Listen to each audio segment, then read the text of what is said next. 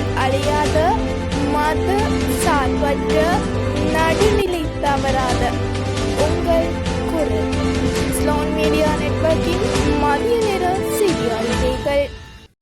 இன்று நாட்டின் சில பகுதிகளில் மழை பெய்ய வாய்ப்பு. மேல் வடமேல் மாகாணங்கள் மற்றும் காலி மாத்தறை மாவட்டங்களில் மிதமான மழை எதிர்பார்ப்பு. ஊவா அம்பாறை மட்டக்களப்பு பகுதிகளில் பிற்பகல் 2 மணிக்கு பிறகு இடியுடன் கூடிய மழை பெய்யலாம்.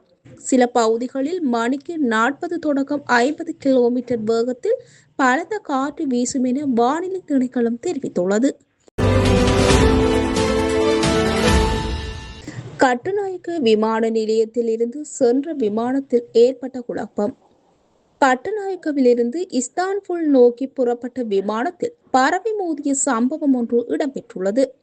கட்டுநாயக்கவிலிருந்து துருக்கியின் இஸ்தான்புல் நகரை நோக்கி புறப்பட்ட A330 ரக பயணிகள் விமானத்திலேயே இவ்வாறு பறவையொன்று மோதியுள்ளது. இதன் காரணமாக அந்த விமானம் தற்போது சிலாபம் வான்பரப்பில் மிகவும் தாழ்வாக பறந்து வட்டமடித்துள்ளது. பாதுகாப்பாக மீண்டும் தரையிறங்குவதற்கான நடவடிக்கைகள் மேற்கொள்ளப்பட்டன. வெளிநாட்டு தொழிலாளர்களுக்கு புதிய ஓய்வூதிய திட்டம் பிரதி அமைச்சர் அறிவிப்பு. வெளிநாட்டு வேலைவாய்ப்பில் உள்ள இலங்கையர்களுக்காக புதிய ஒழுங்குமுறை விரைவில் அறிமுகம்.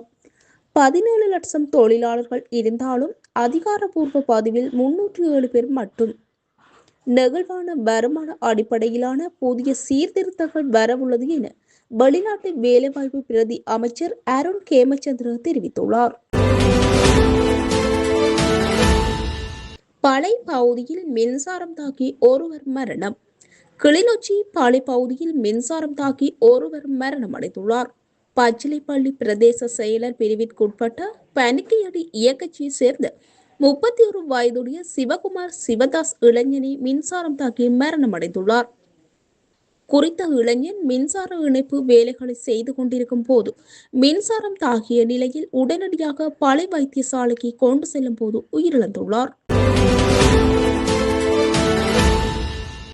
கடமையை செய்ய விடாமல் தடுத்ததாக குற்றச்சாட்டு. வெலிக்கடை அதிகாரிகளுக்கு அழைப்பு.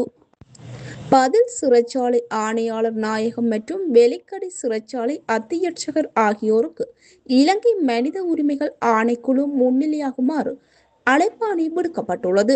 நீர்கொழும்பு சிறைச்சாலை கலவரத்தின் பின்னர் ஏனைய சிறைச்சாலைக்கு இடமாற்றம் செய்யப்பட்ட கைதிகளின் நலன்கள் மற்றும் அவர்கள் துன்புறுத்தல்களுக்கு உள்ளானமை தொடர்பில் ஆராயும் நடவடிக்கை ஒன்றை இலங்கை மனித உரிமைகள் ஆணைக்குழு முன்னெடுத்துள்ளது.